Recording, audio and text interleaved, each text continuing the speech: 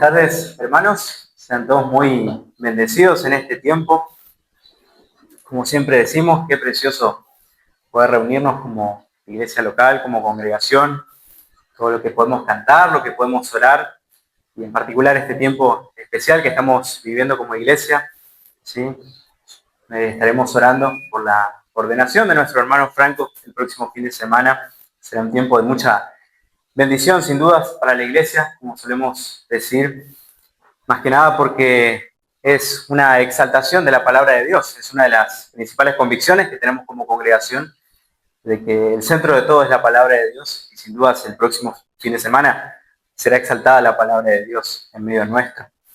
Les animo a buscar en sus Biblias el Salmo 119. Salmo 119.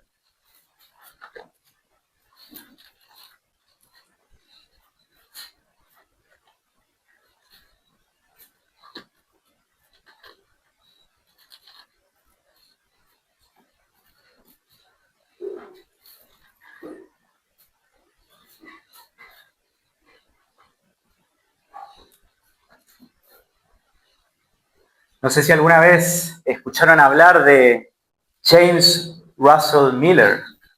Para los que no lo conocen, fue un pastor presbiteriano, de una iglesia presbiteriana en los Estados Unidos.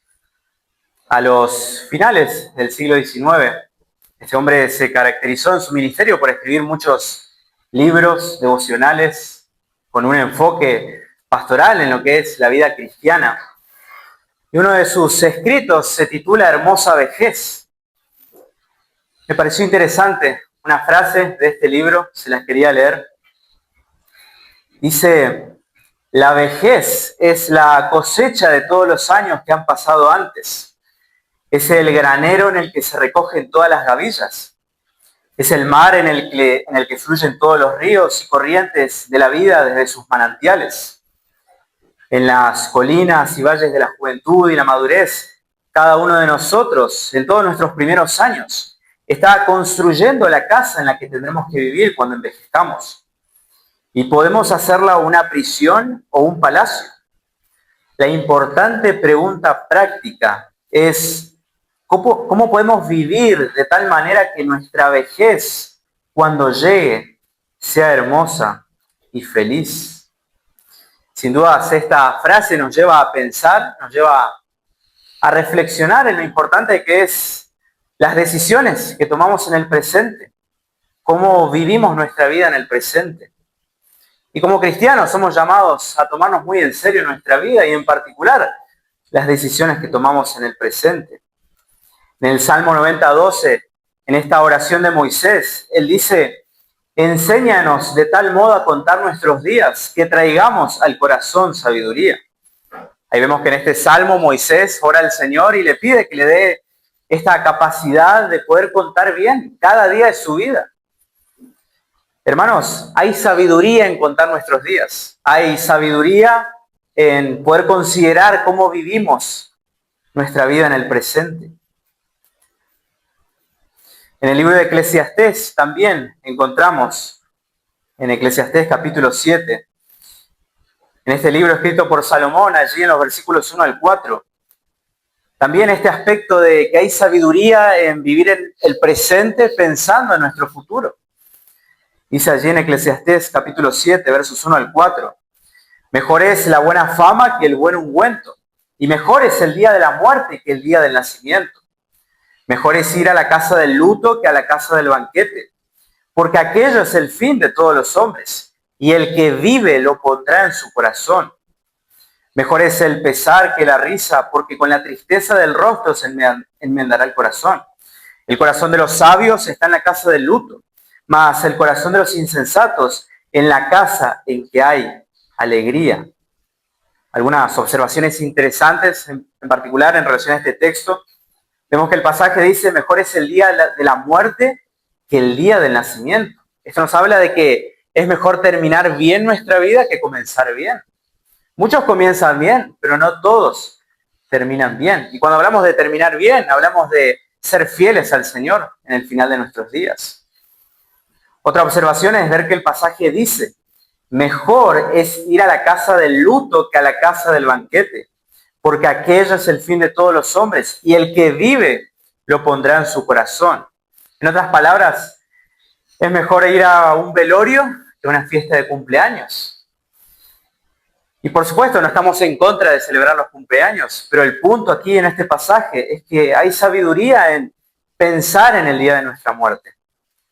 Es la realidad, todos nosotros algún día vamos a estar allí, vamos a pasar el umbral de la muerte, vamos a estar a las puertas de la eternidad. Esta realidad es para todos, ninguno de nosotros puede escapar de ese día. Y como dice el texto, el que vive lo pondrá en su corazón. Es decir, el que vive va a mantener su corazón enfocado en aquel día. Hermanos, hay sabiduría en vivir de esta manera. En la Biblia vemos ejemplos de hombres que vivieron su presente pensando en su futuro, pensando en el final de sus vidas. En el libro de los Hechos encontramos al apóstol Pablo, allí en Hechos 20, verso 24. Él dice: pero de ninguna cosa hago caso, ni estimo preciosa mi vida para mí mismo, con tal que acabe mi carrera con gozo, y el ministerio que recibí del Señor Jesús, para dar testimonio del Evangelio de la gracia de Dios. Ahí vemos el ejemplo de Pablo, que tenía su corazón enfocado en el final de su vida. Él quería llegar al final de su vida con gozo, no con tristeza, no con lamento, no con dolor por no haber sido fiel al Señor. Y Pablo pudo decir al final de su vida, en 2 de Timoteo, capítulo 4, versos 6 al 8, porque yo ya estoy para ser sacrificado, y el tiempo de mi partida está cercano. He peleado la buena batalla, he acabado la carrera, he guardado la fe. Por lo demás, me está guardada la corona de justicia, la cual me dará el Señor, pues justo, en aquel día, y no solo a mí, sino también a todos los que aman su venida. Pablo es un ejemplo de un hombre que estaba satisfecho al final de su vida porque había sido fiel al Señor. Y otro ejemplo de una vida enfocada en la hora final, en el día de la muerte, es nuestro Señor. Nuestro Señor Jesucristo vivió su vida terrenal pensando en la hora de su muerte. Se los leo así de corrido. Es muy particular este énfasis en el Evangelio de Juan, como nuestro Señor todo el tiempo tenía en mente su última hora. En Juan capítulo 2, verso 4, Él dice: aún no ha venido mi hora. Juan 7:30 dice: entonces procuraban prenderle, pero ninguno le echó mano, porque aún no había llegado su hora. Juan 12:27 dice: ahora está turbada mi alma, ¿y qué diré? Padre, sálvame de esta hora. Mas para esto he llegado a esta hora. Juan 17:1, estas cosas habló Jesús, y levantando los ojos al cielo dijo: Padre, la hora ha llegado. Glorifica a tu Hijo, para que también tu Hijo te glorifique a ti. Juan 19:30, cuando Jesús hubo tomado el vinagre, dijo: consumado es. Y habiendo inclinado la cabeza, entregó el Espíritu. Nuestro Señor también es un ejemplo de alguien que vivió su vida terrenal pensando en su última hora. Me encanta allí en Lucas capítulo 9, verso 51, cuando dice acerca del Señor: cuando se cumplió el tiempo en que Él había de ser recibido arriba, afirmó su rostro para ir a Jerusalén. Ahí la idea de la frase afirmó su rostro implica que Él tenía una determinación inquebrantable con hacer la voluntad de Dios, con llegar bien a la última hora de su vida y ser fiel a la misión que Dios le había encomendado. Entonces, hermanos, podemos ver que tanto Moisés como Salomón, como Pablo, como nuestro Señor Jesucristo, nos enseñan que hay sabiduría en vivir nuestro presente pensando en nuestro futuro. Como les decía, es una realidad que todos algún día vamos a experimentar. Todos algún día vamos a estar a las puertas de la eternidad. Todos un día vamos a presentarnos delante de Dios para dar cuenta de qué hicimos con nuestra vida. Es en el presente que debemos tomar resoluciones pensando en el futuro. Y al parecer, el salmista en el Salmo 119 también tenía esta verdad en mente. Por eso estamos viendo en este salmo que el salmista nos enseña que la vida cristiana, que la santificación, no es un asunto del presente solamente, sino que también es un asunto del futuro, son compromisos que se hacen en el presente pensando en el futuro. En el último sermón vimos que el salmista dice allí en el Salmo 119, verso 12, bendito tú, oh Jehová, enséñame tus estatutos. Habíamos visto que él comprendía que él necesitaba en el presente aprender la palabra de Dios, entender la palabra de Dios, para ser santificado por la palabra de Dios en el presente. En los versos 13 y 14 habíamos visto que él dice, con mis labios he contado todos los juicios de tu boca. Me he gozado en el camino de tus testimonios más que de toda riqueza.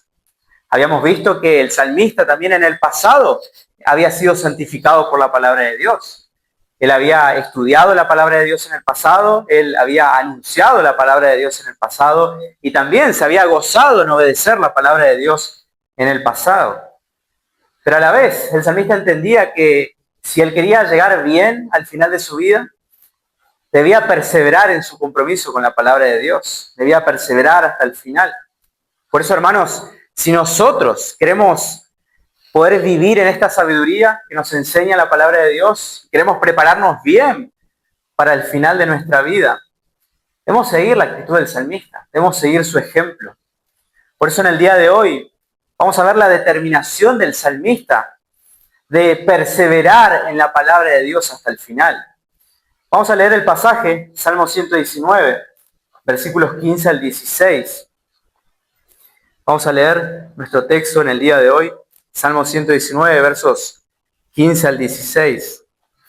En tus mandamientos meditaré, consideraré tus caminos, me regocijaré en tus estatutos, no me olvidaré de tus palabras. Señor, te damos gracias por esta tarde, por este tiempo que nos permites reunirnos alrededor de tu palabra y ser expuestos a la enseñanza de tu palabra. Por favor, te pedimos que nos ayudes, Señor, a tener un corazón dispuesto a poder meditar, reflexionar en estas verdades y que podamos ser moldeados por ellas, Señor. Que nuestras almas puedan ser santificadas por las verdades de tu palabra, que como iglesia podamos ser edificados por medio de tu verdad, Señor, por medio de tu palabra. Por favor, te pedimos que nos ayudes, Señor. En el nombre de Jesús. Amén. El título de este mensaje, hermanos, es Perseverando en la palabra de Dios hasta el final.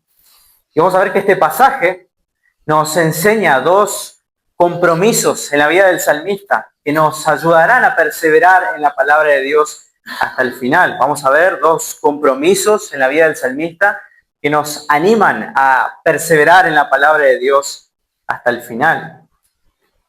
Y en este pasaje, el primer compromiso que vemos en la vida del salmista, es un compromiso a estudiar la palabra de Dios, un compromiso a estudiar la palabra de Dios. Como lo viene haciendo el salmista a lo largo de todo este salmo, él exalta la palabra de Dios, él nos muestra que la palabra de Dios es suprema por sobre todas las cosas. En cada versículo, en cada línea, podemos ver la devoción, el afecto que el salmista tiene por la palabra de Dios. Y en el verso 15, como leíamos recién, él dice, en tus mandamientos meditaré. No sé si lo notaron, cada verbo que vemos allí en los versos 15 al 16 está en tiempo futuro. ¿Sí? En tus mandamientos meditaré, consideraré tus caminos, me regocijaré en tus estatutos, no me olvidaré de tus palabras. Hay un énfasis en el futuro. Por eso hablamos de que este pasaje nos muestra la determinación del salmista a perseverar en la palabra de Dios hasta el final de su vida. Y él comienza diciendo, en tus mandamientos meditaré. La idea es que el salmista estaba decidido en su corazón a continuar meditando en los mandamientos del Señor. El salmista ya habló de los mandamientos de Dios en el verso 4, cuando él dijo, tú encargaste que sean muy guardados tus mandamientos. En otras palabras, el salmista comprendía que la palabra de Dios no es simplemente un libro que nos enseña acerca de la religión o acerca de historias sobre Dios. La palabra de Dios es un libro que hay que obedecer. El salmista entendía que en la palabra de Dios encontramos los mandamientos de Dios. El salmista comprendía que Dios exige la obediencia de su palabra. El salmista comprendía que obedecer la palabra de Dios no es opcional, no es lo ideal, no es para aquellos que asisten fielmente a la iglesia, no es simplemente para los pastores o los que les gusta estudiar la Biblia. Obedecer la palabra de Dios es el deber de todo ser humano. Y esta era la convicción que tenía el salmista. Por eso él estaba decidido a meditar, a reflexionar en cómo iba a obedecer la palabra de Dios. La palabra meditaré, como les decía, conlleva la idea de pensar, de reflexionar en el corazón. Es una palabra que se utiliza varias veces a lo largo de todo el libro de Salmos. Y en el Salmo 119 se utiliza varias veces, por leer simplemente algunos pasajes. En el verso 23 dice, príncipes también se sentaron y hablaron contra mí, mas tu siervo meditaba en tus estatutos. Verso 27, hazme entender el camino de tus mandamientos, para que medite en tus maravillas. Verso 48, alzaré asimismo mis manos a tus mandamientos que amé, y meditaré en tus estatutos. Verso 78, sean avergonzados los soberbios, porque sin causa me han calumniado, pero yo meditaré en tus mandamientos. Verso 148, se anticiparon mis ojos a las vigilias de la noche para meditar en tus estatutos. Todos estos pasajes enfatizan este compromiso del salmista de meditar en la palabra de Dios. Él estaba decidido a reflexionar seriamente sobre su llamado a obedecer la palabra de Dios, a someterse a la autoridad de la palabra de Dios. Por eso él dice en el verso 15, continúa, dice, consideraré tus caminos. Aquí, de manera muy interesante, el salmista vuelve a utilizar la misma palabra que usó en el verso 6, allí en el Salmo 119.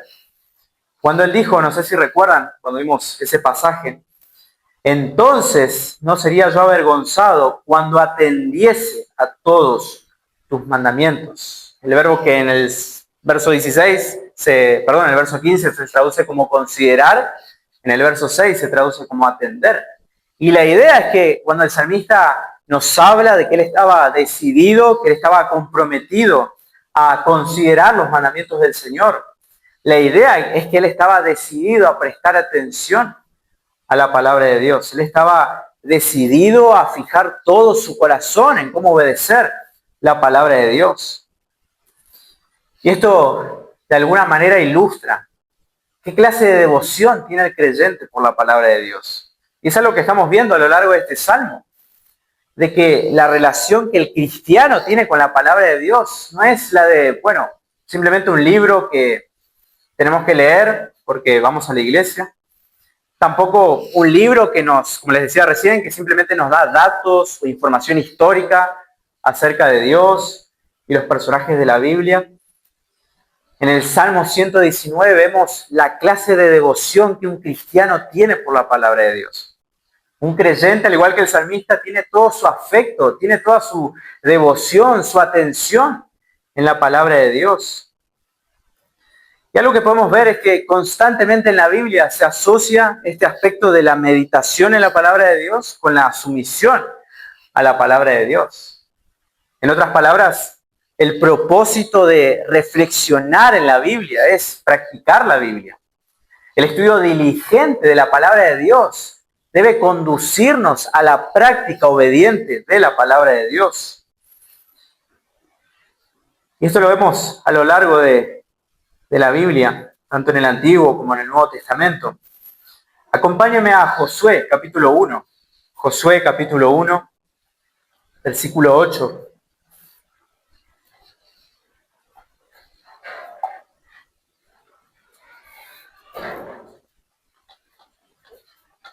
Allí en Josué, capítulo 1, versículo 8. Josué, recordemos, está ante el gran desafío de liderar al pueblo de Israel para ingresar a la tierra que Dios prometió a los patriarcas, a Abraham, Isaac, a Jacob.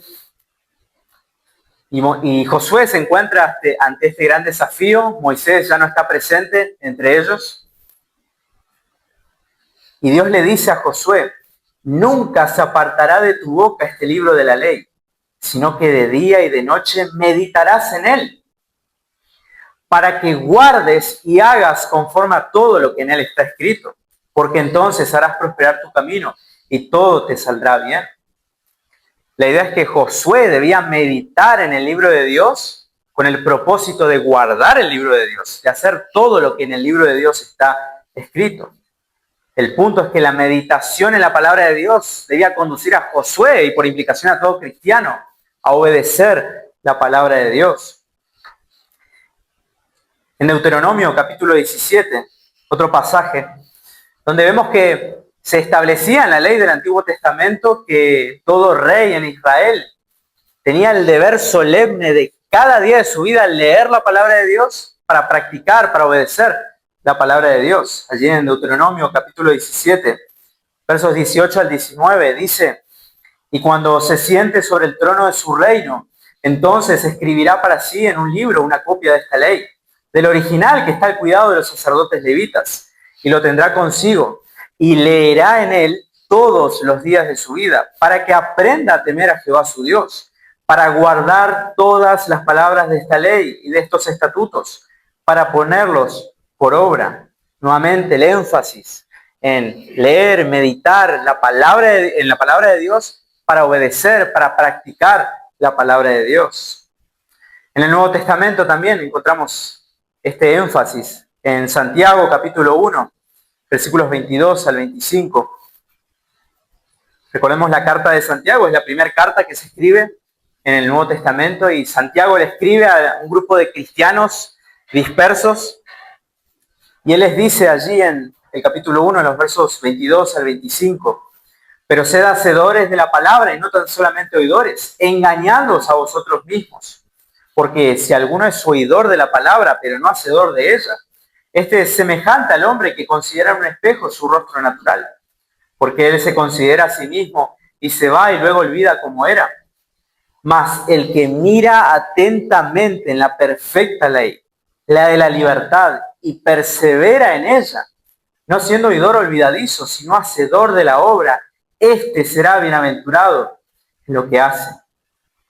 Muy interesante ahí este aspecto de mirar atentamente en la ley del Señor, de prestar atención, y dice perseverar en prestar atención. Y la idea de perseverar en prestar atención en la palabra de Dios es no solamente ser un oidor, sino también un hacedor de la palabra de Dios, alguien que busca poner en práctica la palabra de Dios. Y finalmente, un último pasaje allí en el Nuevo Testamento que asocia la meditación en la palabra de Dios con la práctica u obediencia de la palabra de Dios. Está en Colosenses capítulo 3. Colosenses capítulo 3, versículos 16 al 17.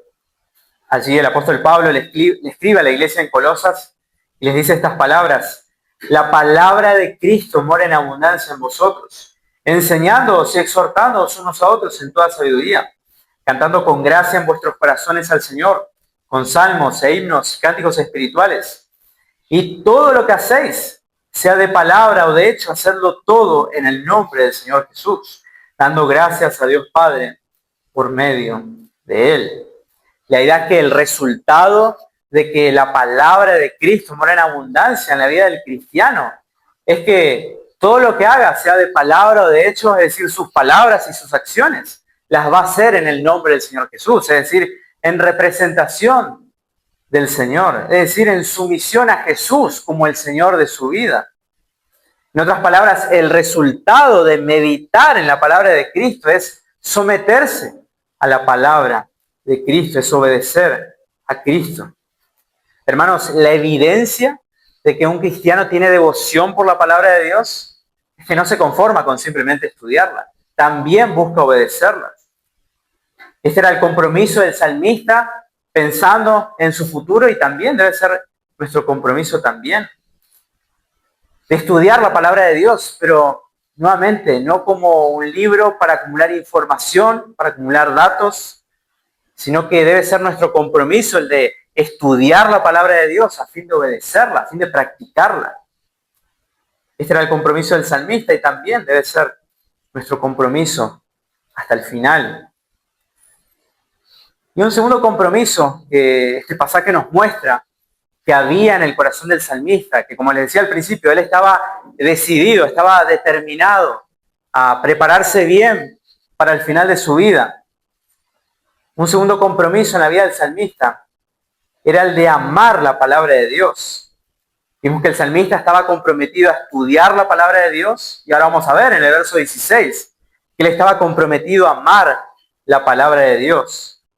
Dice el versículo 16, allí en el Salmo 119, me regocijaré en tus estatutos, no me olvidaré de tus palabras. Como les decía, el salmista estaba decidido a estudiar la palabra de Dios, pero no quedaba ahí solamente. Él iba a buscar obedecerla. Pero tampoco quedaba ahí solamente. El salmista no veía el estudio y la práctica de la Biblia como simplemente un deber religioso. Él lo veía como el gozo de su corazón. Para el salmista era un deleite estudiar y obedecer la palabra de Dios. Era el afecto de su vida. Él ya había escrito en el verso 14, lo vimos en el último sermón, que él se había gozado en el camino de sus testimonios. Pero él aclara ahora que él va a continuar gozándose en la palabra de Dios. En el pasado él tenía amor, deleite, devoción por la palabra de Dios, pero también su compromiso para el futuro era seguir gozándose en la palabra de Dios. En el verso 47 él dice, y me regocijaré en tus mandamientos, los cuales he amado. Su gozo era obedecer la palabra de Dios, y esta era su determinación para el futuro. Y podemos ver, hermanos, que hay un énfasis aquí en la perseverancia. Hay un énfasis en perseverar por cuidar nuestros afectos por la palabra de Dios. Y es la batalla de todo cristiano. Es la experiencia de cada uno de nosotros, cada día de nuestra vida. Luchamos por cuidar nuestros afectos por la palabra de Dios. Sin dudas, es una gran lucha. Pensaba en esta semana, sobre todo hoy en día, en un mundo donde constantemente se nos tienta a amar, a desear cualquier otra cosa que no sea la palabra de Dios. Es una realidad que nos toca vivir hoy en día. Pensaba hoy, comparándonos quizás con otras generaciones, las redes sociales, los entretenimientos de este mundo, constantemente están allí tentándonos para que nuestra atención, para que nuestro amor, para que nuestro afecto, para que nuestra felicidad esté en cualquier cosa, menos en la palabra de Dios. Sin duda son distracciones que buscan desenfocarnos de lo más importante que tenemos, que es la palabra de Dios. Pero hermanos, una clave para perseverar hasta el final es decir que no a estas cosas, para decirle que sí a la palabra de Dios. Acompáñenme a Salmos, capítulo 1, el Salmo 1. Pensaba en este salmo que nos muestra un ejemplo de un creyente que lucha, que persevera por cuidar su afecto por la palabra de Dios, en un mundo lleno de tentaciones, de distracciones. Allí en el Salmo 1, vamos a leer solamente los versículos del 1 al 3. Un salmo muy conocido por todos nosotros. Dice, bienaventurado el varón que no anduvo en consejo de malos, ni estuvo en camino de pecadores, ni en silla de escarnecedores se ha sentado, sino que en la ley de Jehová está su delicia, y en su ley medita de día y de noche. Será como árbol plantado junto a corrientes de aguas, que da su fruto en su tiempo, y su hoja no cae, y todo lo que hace prosperará. Aquí vemos, hermanos, el ejemplo de un creyente que lucha por cuidar su afecto por la palabra de Dios. Un creyente que le dice que no al consejo de malos, al camino de pecadores y a la silla de escarnecedores, dice el texto. Y todas estas tentaciones que experimentaba el salmista no eran cosas propias de su vida, de su época. También son tentaciones que nosotros tenemos hoy en día. Todos conocemos personas, sobre todo nuevamente hoy con los medios de comunicación, con las redes sociales, gente que nos busca aconsejar sobre cómo vivir nuestra vida, sobre qué decisiones tomar, cómo conducirnos en la familia, en el matrimonio, cómo criar a los hijos, cómo administrar el dinero. Personas que nos quieren aconsejar, pero su vida se caracteriza por la maldad. Consejo de malos, como dice allí en el verso 1. Todos también conocemos personas que siguen el camino de los pecadores, como nos dice el texto, Es decir, el camino que conduce al pecado y que nos invitan constantemente a seguir ese camino. Todos también conocemos hoy en día personas que, como dice el texto, se sientan en la silla de escarnecedores. Es decir, personas que se la pasan todo el tiempo. Y nuevamente, esto abunda hoy en día en la televisión, en las redes sociales. Personas que se la pasan todo el tiempo burlándose de los demás. ¿Sí? Personas que todo el tiempo se la pasan difamando a los demás, calumniando a los demás. Sin dudas esto abunda hoy en día, por eso debemos cuidarnos, hermanos. Son distracciones en las que tranquilamente podemos caer. Hermanos, si usted quiere perseverar en la palabra de Dios hasta el final, usted debe decirle que no a estas cosas. Usted debe imitar la actitud del creyente feliz, bienaventurado del Salmo 1, que dice, bienaventurado el varón que en la ley de Jehová está su delicia, y en su ley medita de día y de noche. El cristiano que persevera fielmente en la palabra de Dios hasta el final, no solamente medita en la palabra de Dios, sino que también se deleita en meditar en la palabra de Dios. Su delicia está ahí. Su felicidad, su gozo está allí. El cristiano es la persona más feliz del mundo, lo podemos afirmar con total seguridad. Y es feliz porque está aprendiendo la palabra de Dios. Es feliz porque cuenta con la obra del Señor en su vida, ayudándole a entender la palabra de Dios, como vimos en el último sermón, y también con la obra del Espíritu Santo, ayudándole a obedecer la palabra de Dios, a ser santificado por la palabra de Dios. Y continúa el salmista allí en el verso 16 y dice, no me olvidaré de tus palabras. Ya en el versículo 11 el salmista nos había dicho que él había determinado en su corazón el guardar los dichos del Señor para no pecar contra él. Habíamos visto que el salmista estaba comprometido a atesorar la palabra de Dios en su corazón, es decir, hacer de la palabra de Dios el mayor tesoro, lo más importante en su corazón, con el propósito de no pecar contra el Señor. Pero nuevamente, el salmista no se conformaba con las cosas que hizo en el pasado. Él quería perseverar hasta el final en su compromiso con la palabra de Dios. Y hermanos, hay un punto en el que debemos tomar medidas para hacer de la palabra de Dios el mayor tesoro, el mayor gozo de nuestro corazón. Y una de esas medidas, al igual que el salmista, es la de ser intencionales en recordar la palabra de Dios, en fijar nuestra atención en la palabra de Dios. Pasar más tiempo en la Biblia y menos tiempo en el celular. Dedicar más tiempo a leer y meditar en la palabra del Señor y menos tiempo mirando televisión. Y sé que puede ser un tema delicado, ¿sí? Por supuesto, uno no quiere ser legalista, uno no quiere ser dogmático con estas cosas.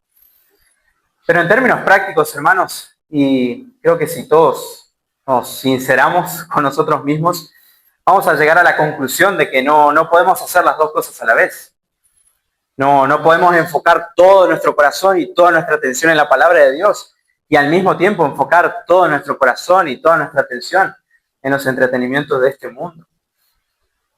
La realidad es que todos contamos con 24 horas en el día, 7 días en la semana.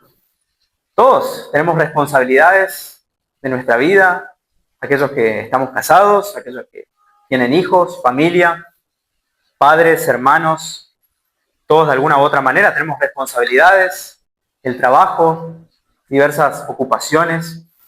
Todos de alguna u otra manera tenemos compromisos con nuestra iglesia local, responsabilidades.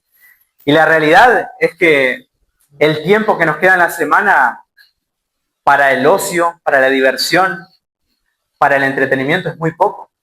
Y si nosotros queremos perseverar en la palabra de Dios hasta el final, sería una completa necedad, hermanos, que ese poco tiempo que nos queda lo desperdiciemos en los entretenimientos de este mundo, en lugar de fijar nuestra atención en la palabra de Dios. Y por supuesto, ¿es pecado mirar televisión? Por supuesto que no. ¿Es pecado usar redes sociales? Por supuesto que no. o no necesariamente. Pero también tenemos que preguntarnos, ¿me ayuda el mirar televisión, el conocer más a Dios? La respuesta, hermanos, es que no. ¿Me ayuda el pasar gran parte de mi tiempo en las redes sociales a aprender la palabra de Dios, a ser santificado por la palabra de Dios, a amar más a Cristo, a amar más su iglesia? Y también la respuesta es que no, hermanos. El entretenimiento de este mundo no tiene la capacidad de santificarnos. La diversión de este mundo no tiene la capacidad de ayudarnos a prepararnos bien para la hora de nuestra muerte. Sin dudas, es un tema serio. Como les decía al principio, todos un día vamos a estar delante del Señor, todos un día vamos a estar a las puertas de la eternidad. Y cuando nosotros pensamos en estas realidades, nos debe conducir a un cierto nivel de sobriedad en nuestra vida, en nuestro pensamiento.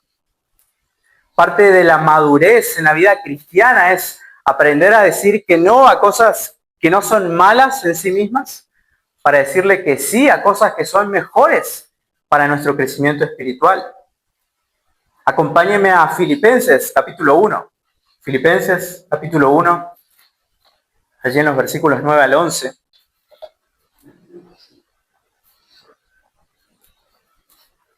En esta carta escrita por el apóstol Pablo a la iglesia en Filipos, Pablo les comparte un poco cómo oraba por los filipenses, qué cosas pedía por ellos en sus oraciones al Señor. Dice en el versículo 9, y esto pido en oración, que vuestro amor abunde aún más y más en ciencia y en todo conocimiento, para que aprobéis lo mejor, a fin de que seáis sinceros e irreprensibles para el día de Cristo, llenos de frutos de justicia que son por medio de Jesucristo, para gloria y alabanza de Dios. Pablo oraba por los cristianos en la ciudad de Filipos para que ellos puedan aprobar lo que es mejor, a fin de que puedan ser presentados delante del Señor en su regreso, sinceros, irreprensibles.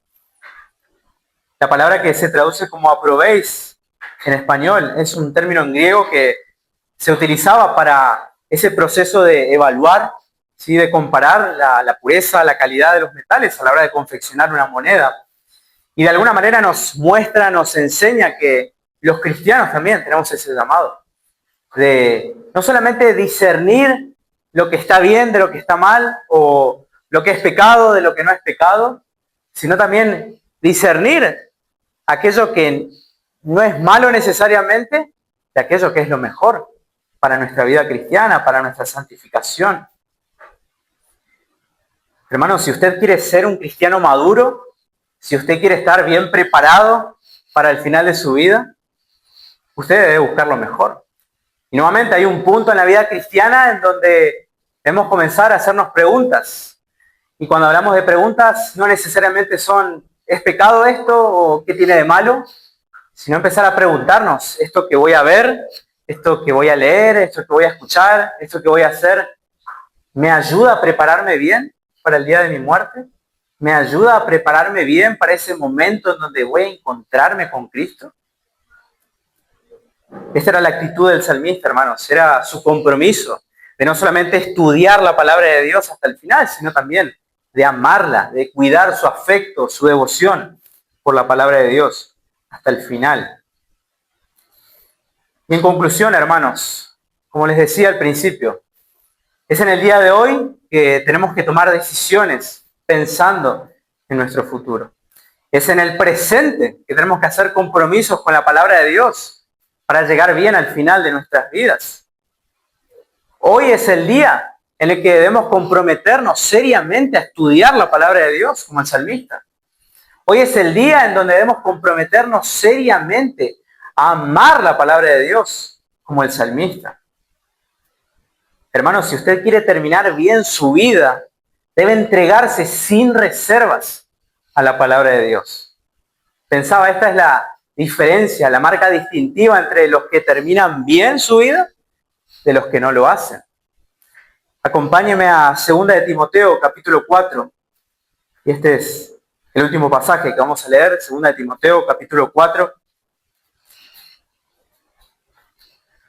Recordemos que Segunda de Timoteo es la última carta que escribe el apóstol Pablo, la última carta inspirada. Y Pablo le escribe a Timoteo, su hijo en la fe, este joven pastor que tenía el gran desafío de continuar con la obra del ministerio, ya sin el apóstol Pablo. Recordemos en el contexto, Pablo está encarcelado en Roma por predicar el evangelio y a la vez sabe que la hora de su muerte estaba llegando. El emperador Nerón había sentenciado su muerte por decapitación, por ser uno de los principales líderes del cristianismo, que era tan ofensivo para el imperio romano en aquel tiempo.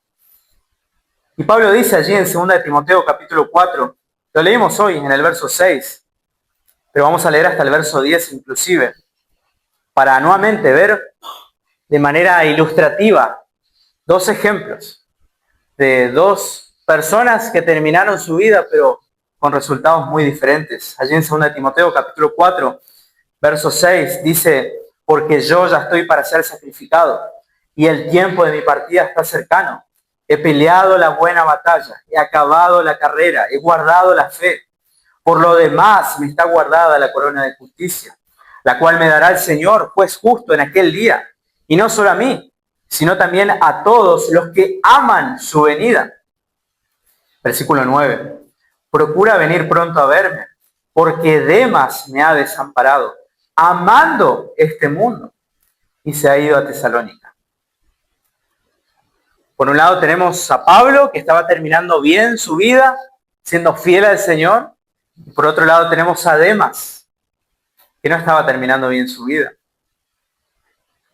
En el Nuevo Testamento vemos en Colosenses capítulo 4, en Filemón, cómo Demas es identificado como un compañero en la obra del ministerio del apóstol Pablo. La idea es que ambos se consideraban cristianos, ambos iban a la iglesia, ambos servían fielmente en la iglesia, ambos estaban comprometidos con el Señor, pero la realidad es que uno terminó bien y el otro no. Demas terminó mal su vida, Demas terminó mal su carrera, y el motivo es porque, como nos dice el texto, él amaba este mundo. Su amor, su afecto estaba en el mundo. Su devoción no estaba en la palabra de Dios, su devoción estaba en las cosas de este mundo. Pero Pablo, como les decía, él terminó bien su vida, él terminó bien su carrera porque estaba amando la venida del Señor. Y una de las evidencias de que Pablo estaba amando la venida del Señor era que hasta el final de su vida él perseveró en su compromiso con amar y estudiar la palabra de Dios. Acompáñenme a 2 de Timoteo capítulo 4, pero el versículo 13. Allí en estos versículos son peticiones finales de Pablo a Timoteo. Y él le dice en el verso 13: trae cuando vengas el capote que dejé en Troas, en casa de Carpo, y los libros, mayormente los pergaminos. Esto es asombroso, hermanos. Nuevamente, Pablo está preso, Pablo está encarcelado en Roma, Pablo está sufriendo hambre, sed. En el verso 11 dice que solamente Lucas estaba con él, probablemente se sentía solo. Pablo no contaba con todas las comodidades que contamos hoy en día. Pablo estaba esperando la hora de su muerte, que venga un soldado romano que lo llame para llevarle y quitarle la vida. Pero en la hora más crucial de su vida, en las puertas de la eternidad, él tiene una sola petición, y esa es que quería los libros, es decir, copias de las Escrituras, copias de la palabra de Dios. Y a mí sin dudas me impacta, hermanos. Estamos hablando del apóstol Pablo, aquel que tenía revelación directa de parte del Señor, aquel que vio al Señor resucitado, autor de prácticamente la mitad del Nuevo Testamento. Y Pablo quería seguir estudiando la palabra de Dios. Y algo que me impacta también es que él estaba preso, estaba en las últimas horas de su vida. Muy probablemente no iba a predicar un sermón más, muy probablemente no iba a compartir el evangelio con nadie más, no iba a hacer ninguna campaña evangelística, tampoco le iba a escribir a otra iglesia alguna carta. Él solamente quería las copias de las Escrituras, los libros, porque él quería perseverar hasta el final en dos cosas: en estudiar la palabra de Dios y en amar la palabra de Dios. sin dudas, hermanos, un gran ejemplo. Nuevamente, hay sabiduría en vivir nuestro presente, pensando en nuestro futuro. Por eso, hermano, nuevamente, si usted quiere llegar bien al final de su vida, con gozo, con paz en su corazón de que fue fiel al Señor, solamente hay una opción para usted. Y es perseverar en la palabra de Dios hasta el final. Oramos. Señor, damos gracias por este tiempo. Gracias, Señor, por tu fidelidad, por tu misericordia para con nosotros. Gracias, Señor, por dejarnos estos ejemplos tan preciosos de una vida fiel hasta el final. Tú conoces, Señor, nuestro corazón, tú conoces la condición de cada uno de nosotros. Tú conoces, Señor, nuestro compromiso contigo realmente. Tú conoces, Señor, las luchas, las dificultades que afrontamos cada día. Por eso te pedimos que nos ayudes, Señor. Te pedimos que por favor nos asistas, que nos ayudes a poder seguir meditando, reflexionando en estas verdades y que podamos ser animados, que podamos ser estimulados a tomarnos en serio nuestra vida, a tomarnos en serio nuestro compromiso con tu palabra y a prepararnos bien para nuestra última hora, Señor. Por favor, te rogamos que nos libres de las distracciones de este mundo, que nos libres de esos pensamientos que constantemente quieren distraernos de lo más importante y que nuestro corazón esté en tu palabra, Señor. Ayúdanos a ser firmes, a tomar decisiones, resoluciones, a ser determinados, a comprometernos, a entregarnos sin reservas a tu palabra, Señor. Por favor, te pedimos que nos ayudes, que realmente podamos ser moldeados, ser transformados por tu palabra y que podamos perseverar en ella hasta el final. Por favor, te necesitamos, Señor. En el nombre de Jesús. Amén.